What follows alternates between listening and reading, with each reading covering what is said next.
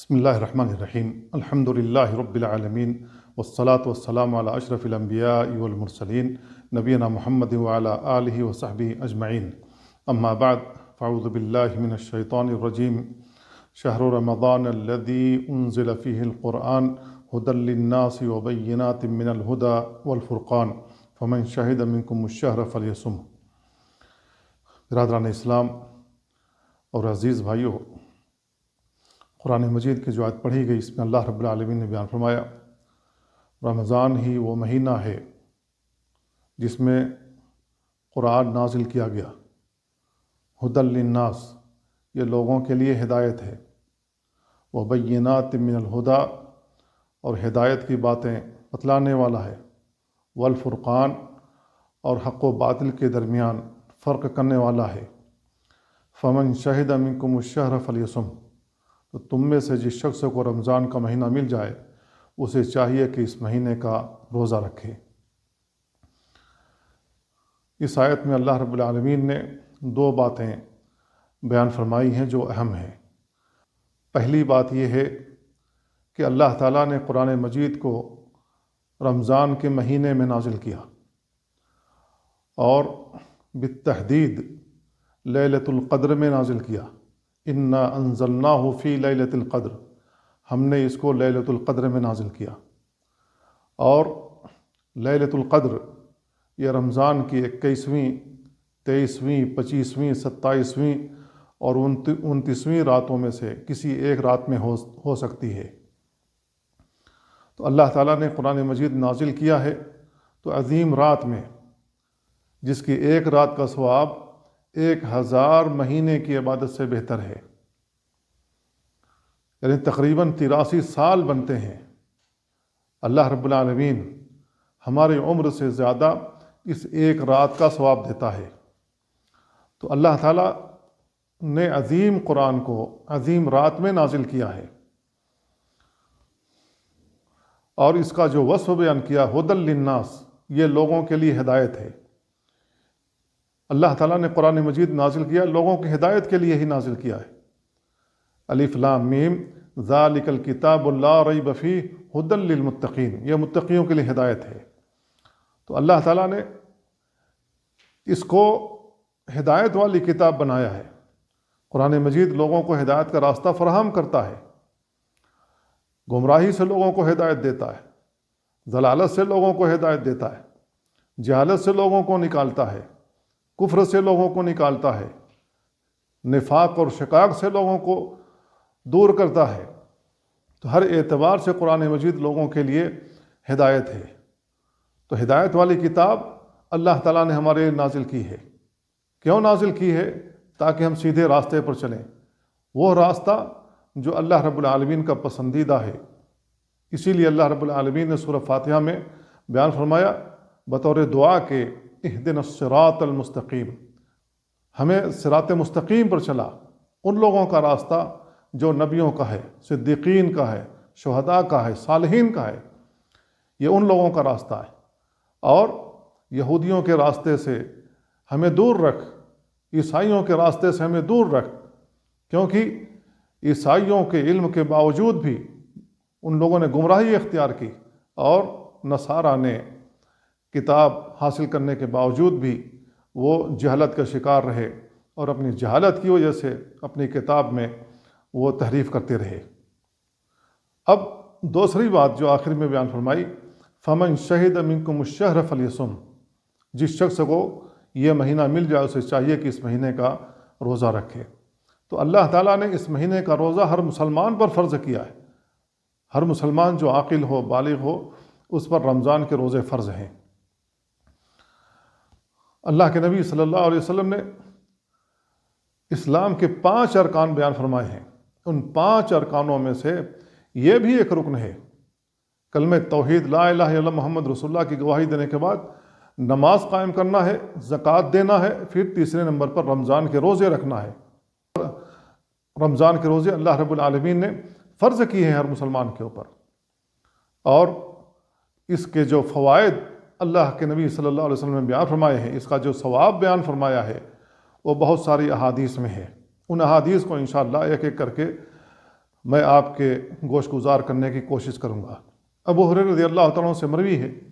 اللہ کے نبی صلی اللہ علیہ وسلم بیان ہوا، من صام رمضان ایمانا واحتسابا غفر له ما تقدم من ذنبه، جو شخص رمضان کے روزے ایمان اور احتساب کے ساتھ رکھے،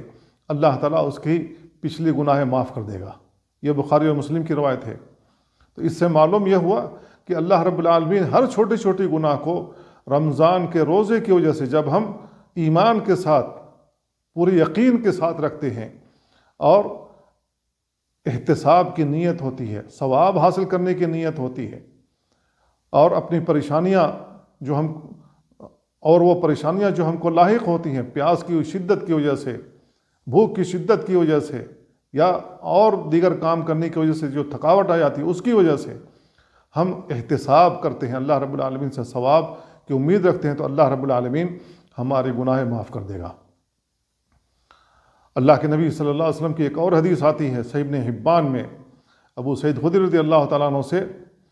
اللہ کے نبی صلی اللہ علیہ وسلم بیان فرمائے، من صام رمضان، جو شخص رمضان کا روزہ رکھے، وعرف حدودہ، اور اس کے حدود کو پہچانے،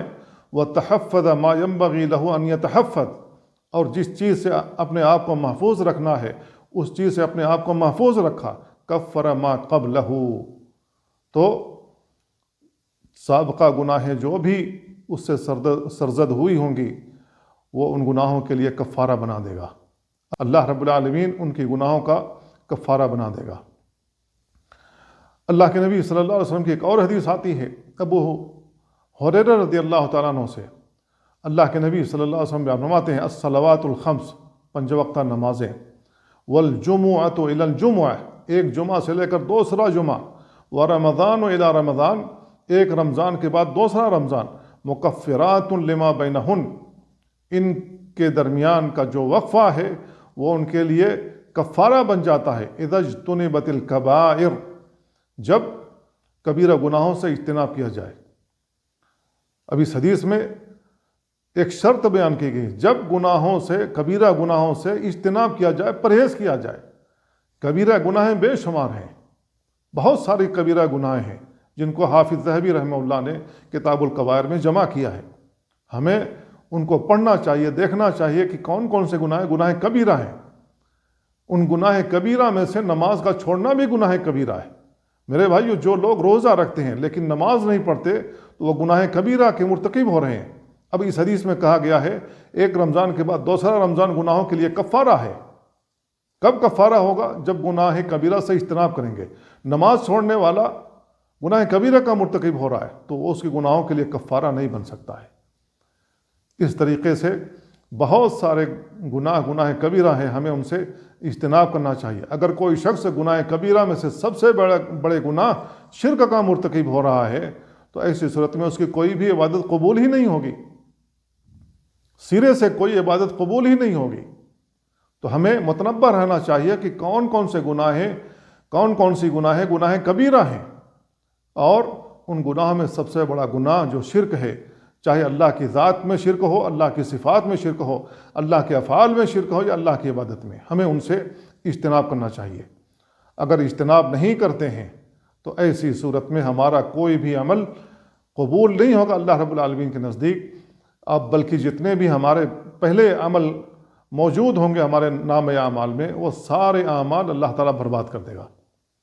کیوں؟ اس لیے کہ اللہ رب العالمین نے قرآن مجید میں بیان فرما رکھا ہے کہ جو شخص اللہ تعالیٰ کے ساتھ شرک کرتا ہے اللہ تعالیٰ اس کی نیکیاں برباد کر دیتا ہے۔ تو اس بات کو ہمیں ذہن نشین کر لینا چاہیے کہ گناہ کبیرہ سے حتی المقدور بچنا ہے، اجتناب کرنا ہے، پرہیز کرنا ہے روزے کی حالت میں۔ عمرو بن مرہ الجہنی رضی اللہ عنہ کی روایت میں ہے، وہ کہتے ہیں جاء رجل من قضاع، قبیلہ قضاع کا ایک آدمی آیا رسول اللہ صلی اللہ علیہ وسلم کے پاس اور کہا، انی اشہد ان لا الہ الا اللہ، میں گواہی دیتا ہوں کہ اللہ کے علاوہ کوئی حقیقی معبود نہیں، وانک رسول اللہ، اور آپ اللہ کے رسول ہیں، وصلیت الصلوات الخمس، میں 5 وقتہ نمازیں بھی پڑھتا ہوں، وصمت رمضان، رمضان کے روزے بھی رکھے، وقمتہ، اور قیام اللیل بھی کیا، وآتیت الزکاۃ، میں نے زکوٰۃ بھی دی،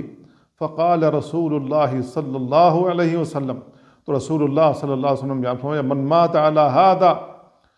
جو شخص یہ کرتا ہوا فوت ہو جائے، جس کا انتقال یہ کرتے ہوئے فوت ہو جائے، کان من الصدیقین والشہداء،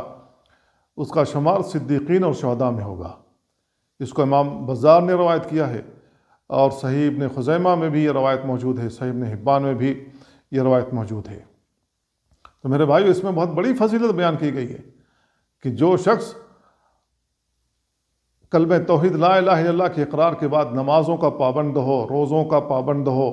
قیام اللیل بھی کرتا ہو، زکوٰۃ بھی دیتا ہو، اور حج اور عمرے فرض ہو گئے تو حج اور عمرے بھی کرتا ہو، جس شخص کا انتقال اسی پر ہو جائے، اللہ رب العالمین اس کو جنت میں ضرور داخل کرتا ہے۔ کعب بن عجرہ رضی اللہ تعالیٰ عنہ کی حدیث میں اللہ کے نبی صلی اللہ علیہ وسلم بیان فرماتے ہیں،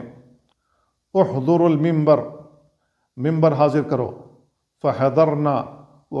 وہ کہتے ہیں کہ ہم نے اللہ کے نبی صلی اللہ علیہ وسلم کے لیے ممبر لگا دیا، فلما ارتقى درجہ، جب ایک سیڑھی پر آپ نے اپنا پاؤں رکھا، قال آمین،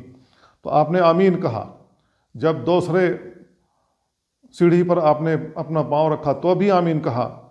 پھر جب تیسری سیڑھی پر آپ نے پاؤں رکھا تو بھی آمین کہا، جب اترے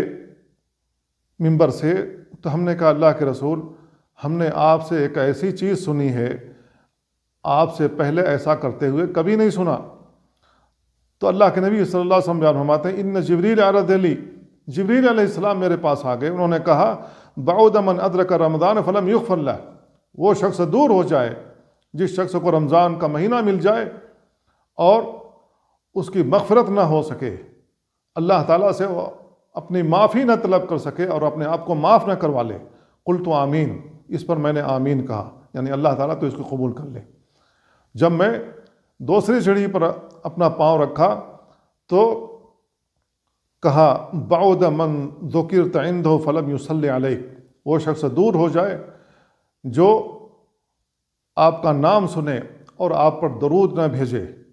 تو اللہ کے نبی صلی اللہ علیہ وسلم نے اس پر آمین کہا، اللہ تعالیٰ تو اس کو قبول کر لے۔ جب تیسری سیڑھی پر آپ نے اپنا پاؤں رکھا تو انہوں نے کہا، بعد من ادرک والدیہ الکبر عنده او احدہما،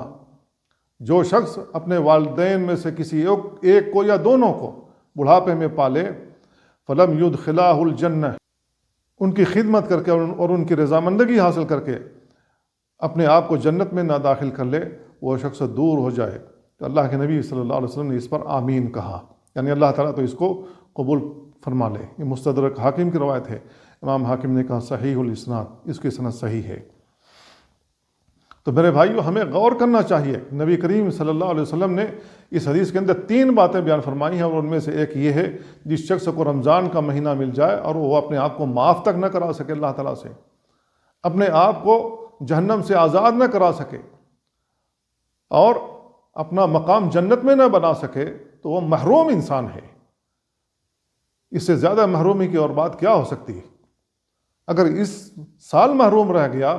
پتہ نہیں اس کو اگلا سال ملے گا یا نہیں ملے گا۔ تو میرے بھائیو، متنبہ رہنا چاہیے اور رمضان سے فائدہ اٹھانا چاہیے۔ اللہ کے نبی صلی اللہ علیہ وسلم کی ایک اور حدیث آتی ہے ابو ہریرہ رضی اللہ تعالیٰ عنہ سے، اللہ کے نبی صلی اللہ علیہ وسلم نے بیان فرمایا، اتاکم شہر رمضان، تمہارے پاس رمضان کا مہینہ آ گیا، شہر مبارک، بڑا ہی مبارک مہینہ، فرض اللہ علیکم صیامہ، اللہ نے اس کے روزے تم پر فرض کیے ہیں، تفتح ابواب السماء، آسمان کے دروازے کھول دیے جاتے ہیں، وتغلق فی ابواب الجحیم، جہنم کے دروازے بند کر دیے جاتے ہیں، وتغل فیہ مردۃ الشیاطین، سرکش شیطانوں کو جکڑ دیا جاتا ہے، للہ فیہ لیلۃ خیر من الف شہر، اللہ رب العالمین نے اس میں ایک رات بنائی ہے جو 1000 مہینے کی عبادت سے بہتر ہے، من حرم خیرہا فقد حرم، جو شخص اس کی بھلائیاں اپنے دامن میں سمیٹنے سے محروم رہا، وہ محروم انسان ہے۔ یہ سنن نسائی کی روایت ہے، امام بہقی نے بھی اس کو روایت کیا ہے۔ تو میرے بھائیوں، اللہ کے نبی صلی اللہ علیہ وسلم نے بیان فرمایا کہ ہمیں جب رمضان مل جائے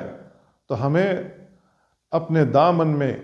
اس کی خیرات، اس کی برکات، اس کے ثواب کو سمیٹنے سے محروم نہیں رہنا چاہیے، جس قدر ہو سکے ہمیں ثواب حاصل کر لینا چاہیے،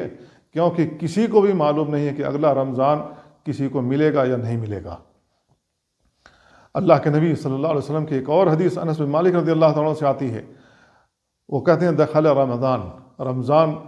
کا مہینہ آ گیا، فقال رسول اللہ صلی اللہ علیہ وسلم، تو رسول اللہ صلی اللہ علیہ وسلم بیان فرمایا ان هذا الشهر قد حضرکم، یہ رمضان کا مہینہ آ گیا ہے، وفیہ لیلۃ خیر من الف شہر، اس میں ایک رات ایسی ہے جو 1000 مہینے سے بہتر ہے، من حرمہا، جو شخص اس رات کو پانے سے محروم رہ گیا، فقد حرم الخیر کلہ، اس سے سارا خیر فوت ہو گیا، تمام خیرات سے محروم رہ گیا، ہر قسم کے خیرات سے، ہر قسم کی بھلائیوں سے وہ محروم رہ گیا۔ وَلَا يُحْرَمُ خَيْرَهَا إِلَّا مَحْرُومٌ، اس کی برکات، اس کی خیرات، اس کی بھلائیاں سے محروم، اس کی بھلائیوں سے محروم وہی شخص رہ سکتا ہے جو محروم انسان ہو۔ ابن ماجہ کی روایت ہے، اس کی سند حسن ہے۔ تو میرے بھائیو، یہ عظیم ترین مہینہ ہم پر آ گیا ہے، لہذا ہمیں اس سے فائدہ اٹھانا چاہیے، ہر ممکن کوشش کر کے اپنے آپ کو جہنم سے آزاد کرا لینا چاہیے۔ نبی کریم صلی اللہ علیہ وسلم کی حدیث آتی ہے ابو ہریرہ رضی اللہ تعالیٰ عنہ سے، اللہ کے نبی صلی اللہ علیہ وسلم نے اذا جاء رمضان، جب رمضان کا مہینہ آ جائے، فتحت ابواب الجنہ، جنت کے دروازے کھول دیے جاتے ہیں، وغلقت ابواب النار، جہنم کے دروازے بند کر دیے جاتے ہیں، وصفدت الشیاطین، اور شیطانوں کو جکڑ دیا جاتا ہے۔ جب شیطانوں کو جکڑ دیا جاتا ہے، اسی وجہ سے جن کے ساتھ شیاطین موجود ہوتے ہیں، شیاطین کے اثرات جن کے ساتھ موجود ہوتے ہیں، اور وہ ہر بھلائی سے محروم رہتے ہیں، نماز کے لیے بھی نہیں آتی، دیگر بھلائیوں سے بھی محروم رہتے ہیں۔ رمضان کے مہینے میں جب شیاطین جکڑ دیے جاتے ہیں، اللہ رب العالمین ان کو بھی توفیق دے دیتا ہے نماز پڑھنے کی، روزہ رکھنے کی، کچھ نہ کچھ قرآن پڑھنے کی، کچھ نہ کچھ اذکار پڑھنے کی، کچھ بھلائیوں کی توفیق دے دیتا ہے۔ تو میرے بھائیو، اتنے سارے راہ ہموار کر دیتا ہے اللہ رب العالمین رمضان کے مہینے میں، ہمارے لیے، صرف اس لیے کہ ہم اللہ کی وہ بھلائیاں حاصل کر لیں، اللہ رب العالمین کی نازل کردہ وہ فیوض و برکات اپنے دامن میں سمیٹ لیں جو ہمیں دینا چاہتا ہے دنیا کے اندر، اور اسی کی بنیاد پر ہم جنت میں داخل ہوں گے اور جنت کی اعلیٰ مقام کو حاصل کر سکیں گے۔ نبی کریم صلی اللہ علیہ وسلم کی ایک اور حدیث آتی ہے ابو سعید خدری رضی اللہ تعالیٰ عنہ سے، اللہ کے نبی صلی اللہ علیہ وسلم بیان فرماتے ہیں ان للہ تبارک و تعالی وتقا فی کل لیلۃ فی رمضان، اللہ رب العالمین رمضان میں، رمضان کی ہر رات میں کچھ لوگوں کو جہنم سے آزاد کرتا ہے، وَإِنَّ لِكُلِّ مُسْلِمٍ، اور ہر مسلمان کے لیے ہے، فی کل یوم و لیلہ، رمضان کے ہر دن اور رات میں، دعوۃ مستجابہ، قبول کی جانے والی دعا، یعنی اللہ رب العالمین رمضان کے مہینے میں جو دعا کی جائے، اللہ تعالیٰ اس دعا کو قبول فرما لیتا ہے۔ تو ہمیں دعا کرنے سے بھی محروم نہیں رہنا چاہیے۔ اسی طریقے سے ایک حدیث ایسے بھی آتی ہے کہ جب بندہ افطار کے لیے بیٹھتا ہے تو افطار سے پہلے پہلے آدمی کو دعا کرنا چاہیے، کیونکہ اللہ تعالیٰ اس وقت کی دعا بھی قبول فرماتا ہے۔ رمضان کے مہینے میں جمعہ کا دن بھی آتا ہے، جمعہ کا دن جو عصر کے بعد کا وقت ہوتا ہے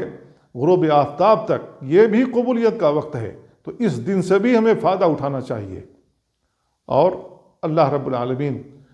کون کون سے وقت ہیں جن میں اللہ تعالیٰ ہماری دعائیں قبول فرماتا ہے، ہمیں